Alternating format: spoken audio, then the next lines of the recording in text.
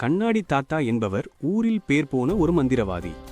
வருடத்தின் 365 நாட்களும் இவர் கண்ணாடியை அணிந்து கொண்டே இருப்பதால் ஊரார் மட்டுமன்றி அவரது பேரன் பேத்திகளும் அவரை கண்ணாடி தாத்தா என்றே அழைத்து வந்தனர். மந்திரம் செய்வதில் ஊரில் இவர் பேர் போனவர் என்றபடியால் மந்திர வேலைகளை செய்வதற்காக இவரது வீட்டு வாசலில் ஏராளமானோர் தினமும் காத்து நிற்பதுண்டு. இப்படி இருக்கையில் இம்முறை பாடசாலை விடுமுறைக்காக கண்ணாடி தாத்தாவின் பேரன் பேத்திகள் 4-5 பேர் ஊரிலிருந்து தமது பாட்டனாரான கண்ணாடி தாத்தாவின் ஊருக்கு வந்திருந்தனர். இவர்கள் வந்த முதல் நாளே தமது சுட்டித்தனத்தை ஆரம்பித்து விட்டனர்.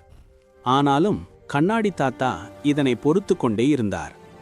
ஒரு நாள் அதிகாலை நேரம் கண்ணாடி தாத்தா நித்திரையிலிருந்து எழுந்த கையோடு முகம் கழுவச் செல்ல தயாரானார். கண்ணாடியை அணியாமல் எதையுமே செய்ய முடியாத அவர் தனது கண்ணாடியை படுக்கையில் தடவி தடவி தேடினார். கண்ணாடி தாத்தா அதிர்ந்து போனார். அவரது கண்ணாடியை அங்கு காணவில்லை. கண்ணாடி இல்லாமல் அவரால் ஓரடியை கூட எடுத்து வைக்க முடியாது. இதனால் அவர் பெரிதும் கலங்கி போனார். அப்போது அவருக்கு திடீரென ஒரு யோசனை தோன்றியது. நேற்றிரவு மந்திரம் செய்து விரட்டிய பேய்தான் இந்த காரியத்தை செய்ததோ என அவர் சந்தேகம் கொண்டார். இரு, உனக்கு நல்ல பாடம் புகட்டுகிறேன் என்று கூறியவாறு மீண்டும் மந்திரம் சொல்லத் தொடங்கினார். ஓம்பிரிங் ஓம்பிரிங் ஓம்பிரிங், எனது கண்ணாடியை எடுத்த பிசாசே வா வா என மந்திரித்தார். மந்திரிக்கும் சத்தத்தை கேட்ட கண்ணாடி தாத்தாவின் பேரப்பிள்ளைகள் பயத்தில் நடுங்கி போனார்கள். ஏனென்றால் தாத்தாவின் கண்ணாடியை அவருக்கு தெரியாமல் எடுத்தவர்களே அவர்கள்தான். விளையாட்டுக்காக கண்ணாடியை எடுத்து விளையாடியவர்கள் இப்போது மாட்டிக்கொண்டு தடுமாறினார்கள். கண்ணாடியை தாத்தாவுக்கு சொல்லாமல் கொள்ளாமல் எடுத்து விட்டோமே, இப்போது அவர் மந்திரிப்பதால் ஏதாவது நடந்துவிடுமோ என அவர்கள் பயந்தனர்.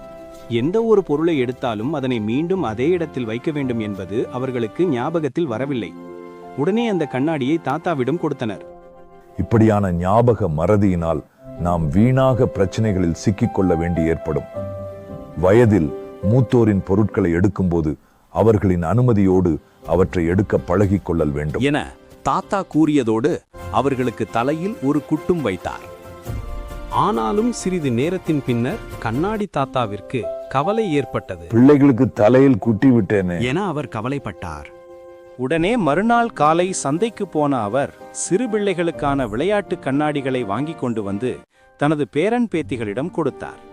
அவர்கள் அதனை வைத்துக்கொண்டு விளையாடத் தொடங்கினர்.